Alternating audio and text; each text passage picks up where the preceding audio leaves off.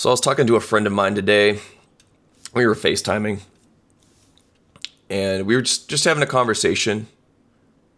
We always have really good conversations, honestly. We were talking about women, and I said something that kind of stopped him in his tracks. I said that, man, it's a red flag when a woman listens to Taylor Swift. And he kind of laughed, but then he got quiet because, of course, he knew I was serious. And I want to talk about why I said that. And it's not because Taylor Swift is the point. She's not. She is not the point of this video. She's a symptom, right?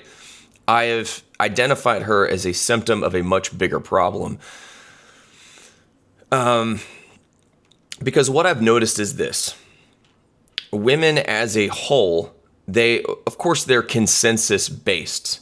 They're driven by consensus. Right? Just think, they all love Love Island and The Bachelor and Modern Family, Taylor Swift, right? Sabrina Carpenter, Olivia Rodrigo, Chappelle Roan, right? They all listen to the same music, right? They watch this, they listen to the same garbage music, they watch the same garbage television, they read the same garbage books, right? You know the books I'm talking about, right? All the smut. That was it, Morning Glory, Milking Farm, or whatever it's called, Twilight, all these feminist manifestos, Gloria Steinem, all of it, all that trash. And they talk to each other about this stuff. I remember being on Zoom meetings, right? I'm not even working in a building with these women, and that's all they talk about is just garbage. You're before the meeting starts, you're just stuck listening to all these women talk about horrible TV shows and, oh my God, did you watch the Grammys last night? Did you watch the Oscars? Like, that's what, and then all of us men were just, can we start the meeting already? It's just, but meanwhile, men, that's the thing is, they talk about that stuff like it's meaningful. Are you serious? But meanwhile, men, like, we're out here reading Dostoevsky, Nietzsche, Jung, Aristotle, Socrates, Alan Watts, John Locke, right? Men are watching movies like Braveheart and Gladiator. And specifically, I watched Gladiator the other day. And we really feel something when we watch that movie. Me in particular, when Maximus, when he says, right before they're about to fight Germania, right? They're about the Battle of Germania. He says, "What we do in life echoes in eternity." I mean, just think about that. That it sends shivers down my spine. Just saying that. What we do in life echoes in eternity. Whew. But it's so profound. And here's the thing, it's just, why is that? Speaking of profound, there's a profound gap in what men are drawn to and what women are drawn to.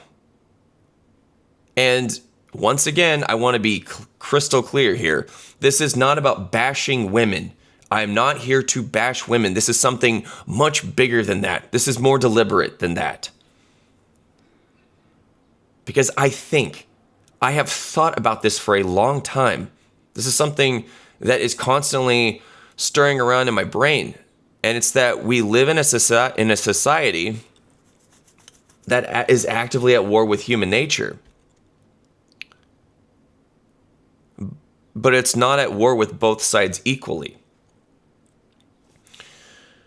What do I mean by that? Well, men are punished for being men.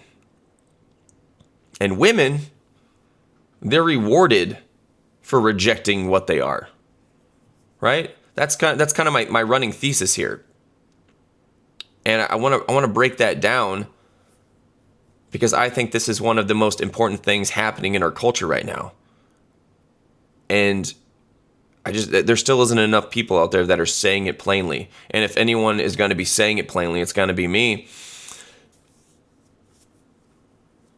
And so, but the question is, what does it look like when a man fully embraces his nature? What does that look like? Men are drawn to things that carry weight, meaning, sacrifice, brotherhood, legacy, right? Just think about the music that men connect over, right? We connect to Metallica, System of a Down, Linkin Park, Nirvana, Tool, A Perfect Circle, Deftones, Modest Mouse, Queens of the Stone Age, Coheed and Cambria, right? Just to name a few. These are not throwaway artists. Deftones. Oh, we already said Deftones. These are bands that they're writing about the human condition, right? They're writing about pain, about war, about the struggle to find meaning in a brutal world, right? That's what speaks to men. We watch Gladiator and we're not just watching a movie. It's art, right? When Proximo he tells the gladiators before they enter the Colosseum, he says, and I quote, ultimately, we're all dead men. Sadly, we cannot choose how, but we can decide how we meet that end in order that we are remembered as men. Now that's a line. But that's not just a movie line, dude. That is straight up philosophy right there. And that is how men think. Or it's how we're supposed to think. And then before the like I said earlier, before the Battle of Germania, Maximus, he rallies his brothers, right? They have this brotherhood. He says, 3 weeks from now, I will be harvesting my crops. Imagine where you will be, and it will be so. And he says, hold the line. Stay with me. Brothers, what we do in life echoes in eternity. Right? And then he cracks a joke about if you find yourself walking in green fields, blah, blah, whatever, don't be troubled, for you're in Elysium, and you're already dead. And they have a big laugh, and then he says, brothers, what we do in life echoes in eternity. I mean, that line right there. God. It's just, men understand that instinctively because that's the way we're wired. We're wired to sacrifice and to protect what matters to us, right? We're wired to build something that outlasts us, right? So we read Dostoevsky because we want to truly understand suffering. And we read Nietzsche because we want to understand power and morality, and then we read Carl Jung because we want to understand ourselves, right? Individuation. We read Aristotle because we want to have a better understanding of truth, right?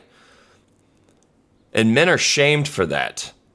We're told that we're toxic for that. We're told that our aggression is dangerous.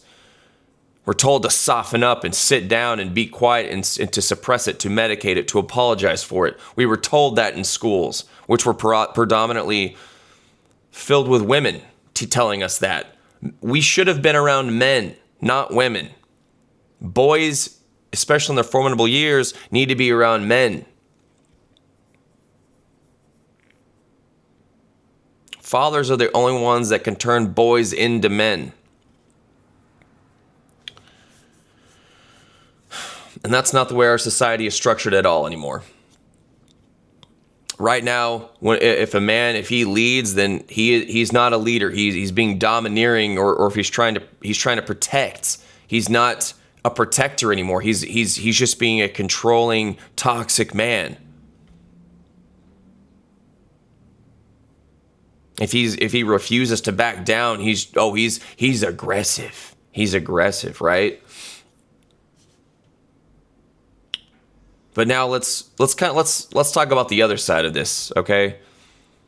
Because it's dark, no matter which way you slice it, no matter which way you cut or look at it. Because also what's happened to women, what's been done to women, also by other women. Susan B. Anthony and a bunch of these other feminists. It's a tragedy. It's its own kind of tragedy because we're all suffering because of it. I mean, women's nature, right? They're and I mean this, biologically and historically across every culture that ever existed. It is rooted in nurturing. That is women's nature. It's rooted in nurturing. It's rooted in connection and motherhood and in the creation of home and family. And that's considered an insult now. Women find that a form of diminishment. That's wild. That shows you how powerful the propaganda is. But motherhood is one of the most powerful forces in human civilization. Motherhood and fatherhood combined. But what society has done has told women to run from it, right? Through all of that propaganda. To run from family and to run away from family and run towards a career. Get a career. Don't be connected. Don't be reliant. Be independent, right? Put off children until your body can't have them. Freeze your eggs, right? You don't need a man. Needing is weakness. That's what they're told. Ambition is the strength that you should be pursuing. Motherhood is a trap. That's what they're telling women. That's what women have been told for decades and decades and decades. And when women do that, when they embrace that, they get praised for it, right? It's a celebration. You're so strong. You're so empowered. But what about women who actually want to be mothers, right? Who want to raise children and they want to build a home and have a real relationship with the man? What does she get? Well, she gets told she's a pick-me, right? She's brainwashed. She's settling. She's not pursuing her full potential. She's not enough. And you see the result of it. You see it in the culture every day, right? You have all these childless women, these 35-year-old childless women just staying at home, drinking their boxed wine, watching Love Island or Bachelor, or watching or reading Twilight, right? They're reading these smut novels. I mean, they sell millions of copies to women. These women are starving for something. They're starving for connection. They're starving for romance and desire. But they've been told to bury that hunger and replace it with a career and, a glass of wine and some Taylor Swift. It's just women are chasing, but they're chasing an inverted, an inversion of what they should be chasing. They ultimately do want to be a mother and to have a family, but they're chasing the inversion of that.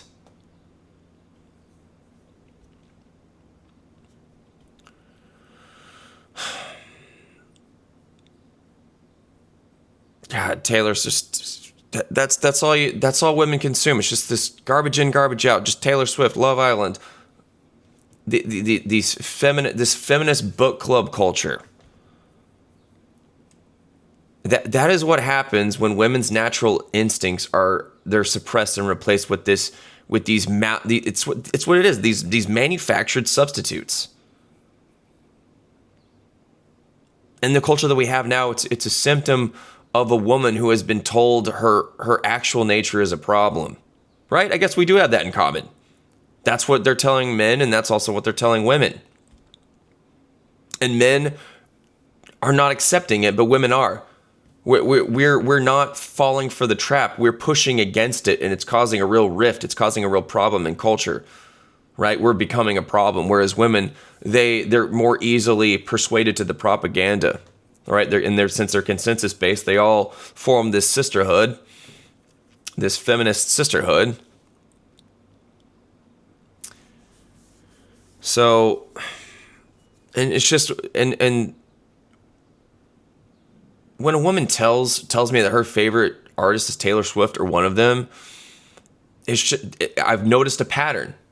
I've talked to enough women. I've seen enough out there. I've seen enough online. And people that I actually know and are within proximity of to see this pattern. And they're all into the same things. They talk about the same things. They think about the same things. These surface level garbage. And they trade anything of depth for just something that helps them to belong, right? They're trading depth for belonging. That's what they've done. That's what Taylor Swift is. We're listening to really solid music. Not all the time, of course, but I've listened to Blink-182. Some of that's from their Untitled album's pretty good, somewhat poignant. But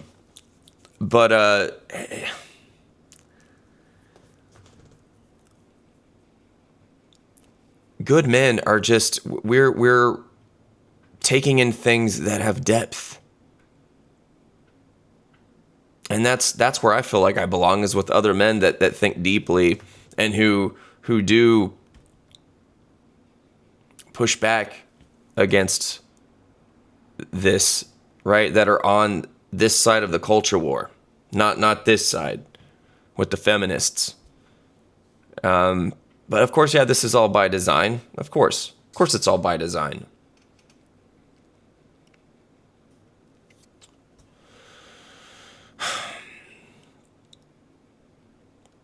I mean, but here's what we've got, man. We've got men who are punished for embracing their nature, and then women are rewarded for rejecting theirs. That's what's happening. And I want you to think, really think about what that does to society over time. You're watching it play out in real time. Because ultimately, when men suppress their nature, a lot of them become passive, right? A lot of us have become passive and lost, right? We've stopped building and protecting and creating anything of meaning. A lot of men have stopped leading their families, the ones that do have them. They're being shamed by their wives and they just take it. They're being humiliated. They're being disrespected. Men are constantly being disrespected on a day-to-day basis. On an individual level, on a societal level.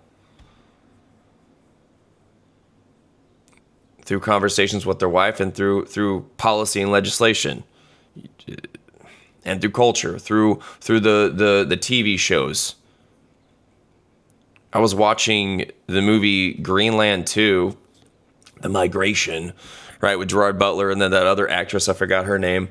But he makes a lot of trips outside, and after all that had happened, if you've seen Greenland, the first one, it's basically there's this meteor, meteor, asteroid, whatever you want to call it. I forgot what it's called once it enters the atmosphere, but Clark impacts the earth and kills a lot of people, but then they manage to make it to Greenland and be safe in this shelter, in this bunker.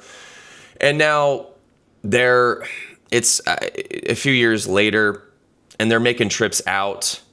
And then he comes to find out that his son is sneaking out, his teenage son.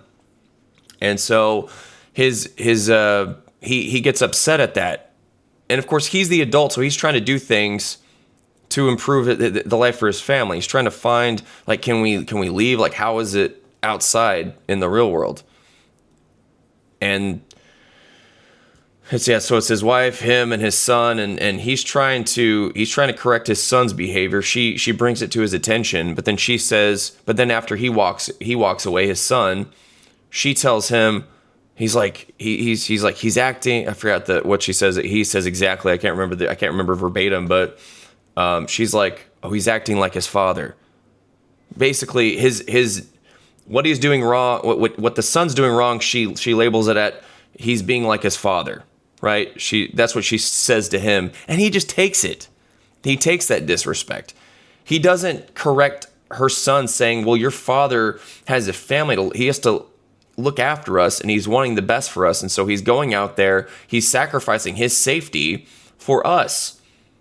And he's trying to protect his son because his son is replicating his behavior, but he's not replicating his behavior because his son doesn't have a family. His son is doing it because he's angsty. He's an angsty teenager. It's a completely different context. He's just rebelling and disobeying.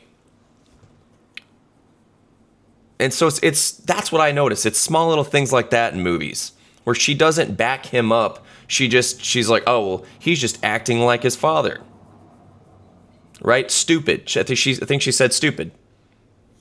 Like, just being stupid. Like, going out there is stupid. It's like, it's not stupid. He's doing that for a purpose. It would be idiotic of him just to do it like his son. What his son was doing was stupid. What he's doing was not stupid. He's just trying to pursue a better life for his family. And then ultimately, of course, he dies at the end. They finally make it to where they need to be because it's a migration. They're migrating. He ends up getting shot, all this stuff. So spoilers if you haven't seen it yet. But it only got like 4 stars. It's not that great of a movie. But that's just my point. That's just one instance in a movie. It's woven through all of these movies, and it's a scene here, it's a scene there, and it penetrates our minds, and it stays there, and it changes people's behavior. And that just drives me up a damn wall.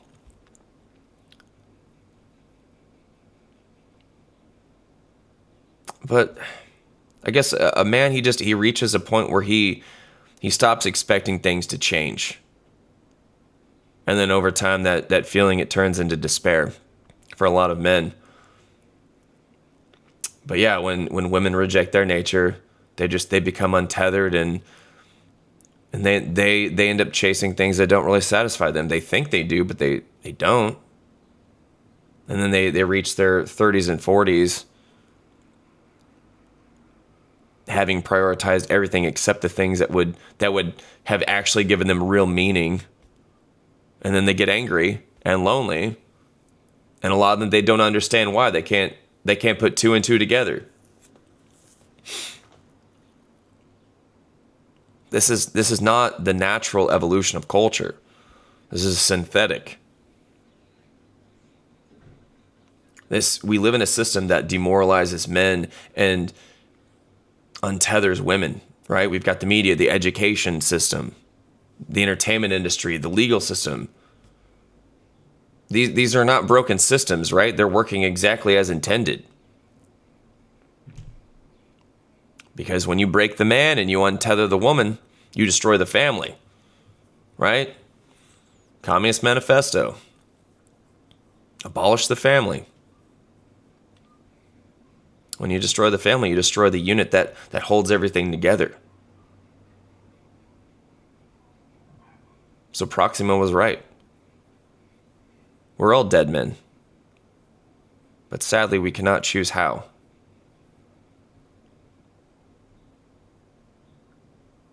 But we can decide how we meet that end, in order that we are remembered as men. And I know that a lot of you watching are in that place. You can resonate with what I'm saying. You smell what I'm stepping in. You know exactly what I'm talking about. You've felt the suppression. You've been called toxic one time or another. And you've watched the women in your life chase something that made them miserable and turn them into someone who is miserable for themselves and for you. You felt it. That quiet rage of living in a world that has contempt for what you actually are.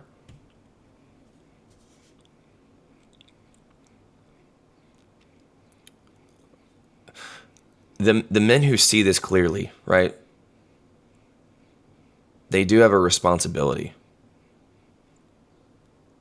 to hold the line. That's their responsibility, is to hold the line. And to embrace what they are unapologetically.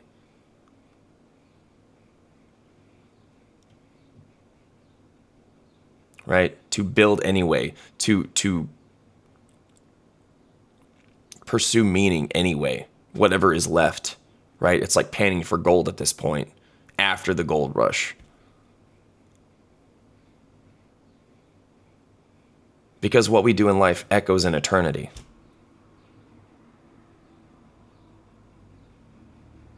Try your best to not let this ugly world break you.